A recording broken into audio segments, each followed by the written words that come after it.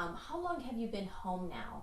And how has it been? How has it been feeling? How have you been adjusting?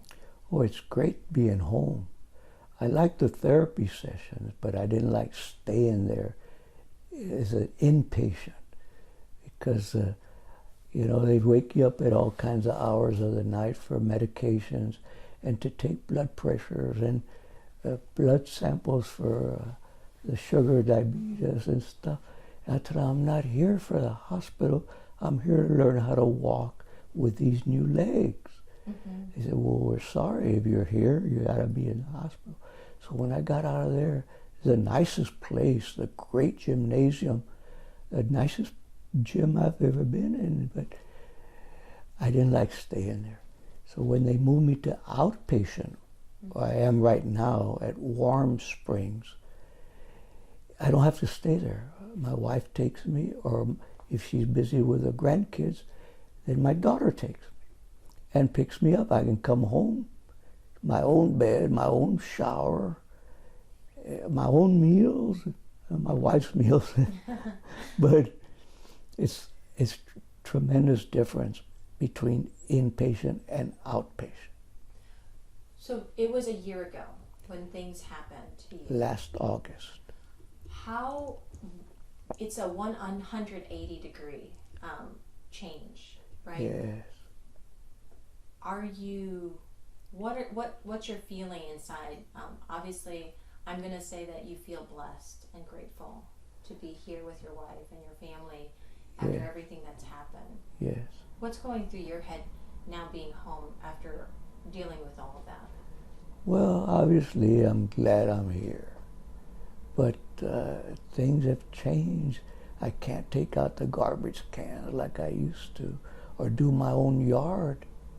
So things have changed. How does that affect you mentally? Has it? I'm sure it weighs on you that you are now a different husband, a different father, because of physically what's happened. Yeah, but mentally I'm okay because nothing has changed except that I can't walk with my own legs. But other than that, we're the same. We're the same folks. We've been married over 31 years. So nothing has changed other than my legs. I can't wear my cowboy boots anymore. I can't walk. I'm trying to walk with prosthetics. That's what they're teaching me. We go 3 times a week. And we go Mondays, Wednesdays, and Fridays. It's about an hour and a half. They're teaching me walking, which I already know. However, they want to teach me to walk without the walker. And they're teaching me balance. It's very difficult. I have no feelings whatsoever in my legs, except what they call a phantom pain. Mm-hmm. When I'm sleeping, sometimes my toes hurt. And I know I don't have toes. I don't have a foot. And then it switches to my heel. And I told my wife, babe, I need a Tylenol. She said, well, that's not going to help. Well, mentally, it might help me.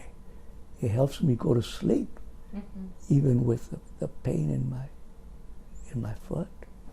So you've been doing the rehab of learning to walk for the past maybe 6 months, or? How much is it, babe? Oh, it's the schedule right there. We started. At least 6 months. At least 6 months. A little bit at a time. A little bit of exercising. Exercising in prep for the prosthetics, making the core stronger, making a lot of exercising that he had never done before, but he exercises now a lot. I mean, he has to keep that up so that it'll help him with the prosthetics. Beatrice, how are you feeling now that he's home? I know that we've talked and all you wanted was for him to be home, back. How has life been different for you guys now? Well, life is very, very different. I know that the exercising for sure, finding different ways of doing things, And that's, we were just talking about that the other day, because, you know, we're gonna get frustrated. He's gonna get frustrated because for 77 years he knew how to get things done by himself. But now I can tell that he does get frustrated with, well, I can't get to this item that I usually got, or I need to call for help, and I need, and you know, I don't want to be calling anybody to help me do something. And you know, it frustrates you because you can't do things the way you used to. So it requires you to find alternate ways of doing things. And sometimes the smallest thing would be to get that grabber and use it to get your own cap. Like he simple as getting his cap right there. Mm-hmm. Well, he can't grab that one unless someone is here to grab it for him, or resort to another one that's in the bedroom that he wants to use. Yeah, but I have that grabber there. I can get that hat now. I take my own dishes to the countertop. I put them right here, and I go slowly up this ramp, and I wheel myself over, and I put my dirty dishes over there after we eat. Sometimes we eat here instead of the table because I like to watch sports on television. Mm-hmm. So, how does it make you feel that there seems to still be those terrible dog attacks happening in our community? The most recent one was the 1-year-old that was killed. That has to hurt your heart, knowing, yeah. right, you firsthand experienced those dogs on top of you. I can't imagine a little 1-year-old and what was going through his little mind. Yes, poor little child. And before that, there was a 3-year-old got mauled in the face. His grandfather saved him by putting him in the back of his pickup truck, fighting off the dogs. By the time the police came, they killed the dog. But other than that, also a pack of dogs bit a lady. It seems like every week something happens. And I hate to say it, but pit bulls do not belong as a pet. I hate to say that, because what attacked me was a German Shepherd, and on his hind legs he was as tall as me. I used to be 5'8". So I was hitting him, but the damage was being done by the pit bull on my leg. Have you seen my wife's pictures on her cell phone? Yes. He was not biting me, he was eating my leg. I saw that on her cell phone. I said, those aren't bites. He was eating it. And I tried to get around so I wouldn't fall on the cement. I was in my driveway. So I tried to get around to reach the passenger door on my pickup truck because my cell phone was in there. And when I tried to open it, my keys fell. If it hadn't been for the neighbors next door, not front door, they heard the ruckus and came out and they helped me. They got the dogs off of me. After that, I blacked out. I do not know when they picked me up, the ambulance, who called them, what happened, no idea. And at the hospital, I don't remember a thing until I woke up one morning with tubes and stuff in my arm for IVs and stuff. And I said, what the heck? And then I thought, now I remember what happened. And how did I get here? And then my wife explained it all to me. Yes, the doctor, my heart doctor, said I went under for a while, and they resuscitated me and put some stents that I had never had before in my heart. I had 3 stents because they had to, I guess they hurt my ribs or something when they're trying to bring me back to life. But it's an incredible situation when I think about it. Across the street, it looks like where the dogs came from that attacked you a year ago. It seems abandoned, gone. My wife knows more about that. Do you know where they went or what happened?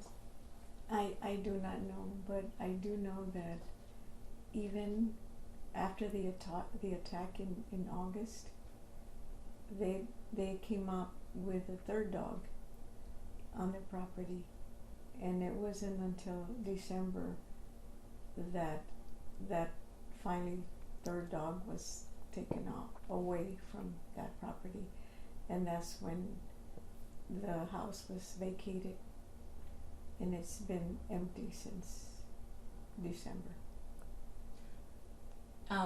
You said you don't like to look in that direction. You don't like to. No. I want to finish my therapy. I'm going to walk with my walker, but I'm going to have my truck modified. We've already visited a place, but I'm waiting till next year. They'll put gasoline here and brakes here. So the goal is to walk again, and With to my drive. with my walker, put the walker in the back of my pickup truck and drive like I used to. Mm-hmm.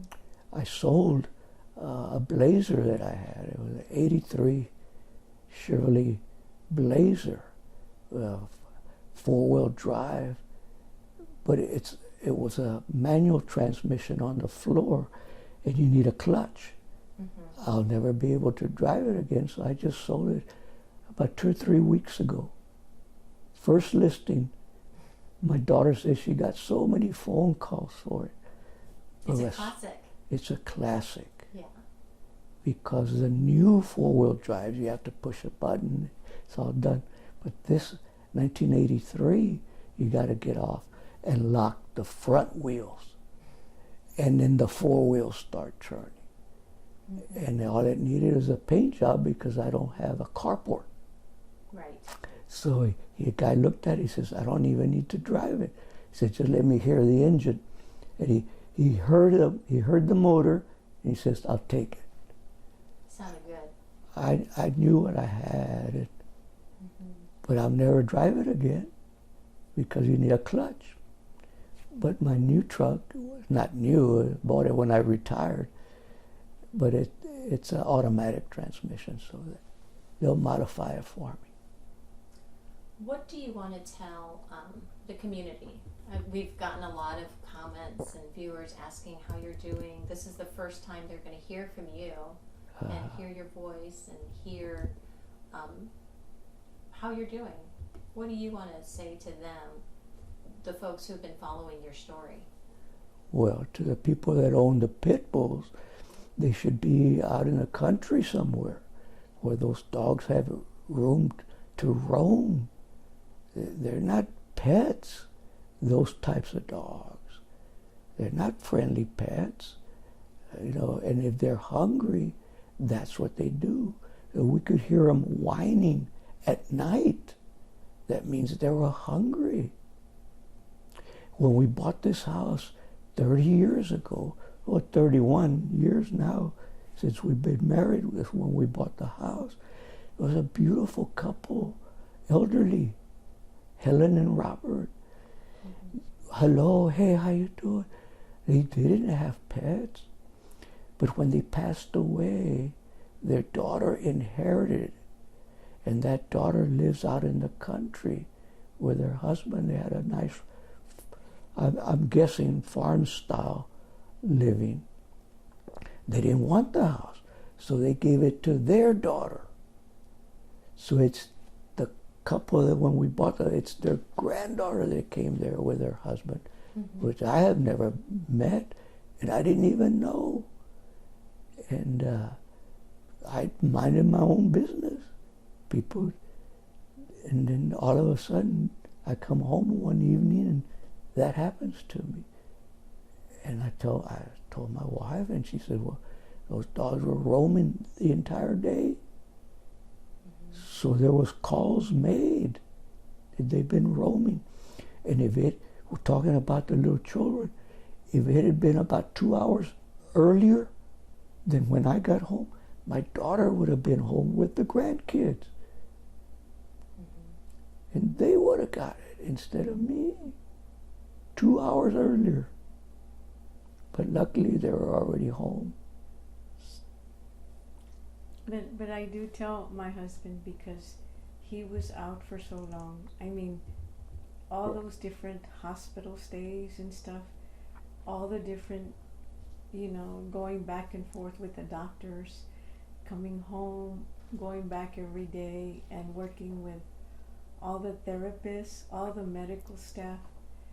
And I mean, I even told him about, the reporters, and I told him, we can only be thankful, and just, we have received so much, so many blessings throughout that time. And I explained to him, how I was able to have that doorway opened up for him to be able to get to the bedroom. I told him about the blessings in that bathroom remodeling that give us that comfort when we get home. I mean, I told him about the people that have called us, the people that have prayed for us, the whole community, and just everywhere that we go, all the different medical staff are so helpful, even in finding like new primary providers, new specialists, just new doctors all over, because we've got new challenges. They have been so helpful, so accommodating, so it's been a huge blessing. But at the same time, we receive those blessings. I tell him the only thing that we can do is to give back to our community, is to make them aware of these just huge problems that there are out there, and to be vigilant, to be proactive, and to think about the well-being of their families, of their loved ones, because it can happen to anybody, as you've seen in the past year. It's horrible. And if you love someone dearly, be careful of what your surroundings are and where you go, because it can happen outside of your door. Thank you for saying that, because you both have really advocated shortly after the accident that happened with your husband, right? We got your counsel person involved. She said that she was going to do something, and I'm sure they're trying, but it seems because the attacks continue, it's not enough.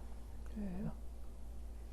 And that, I'm sure, weighs on you, because you probably think what's next or who's next. And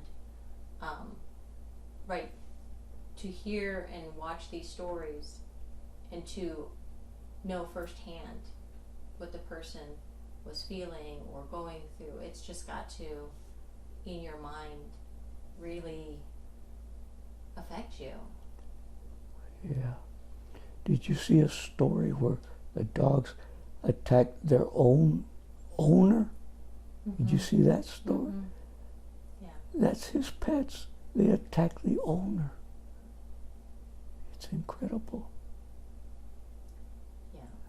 And so all we can do is just keep advocating, keep pushing, keep letting the public know, right, it's not okay that these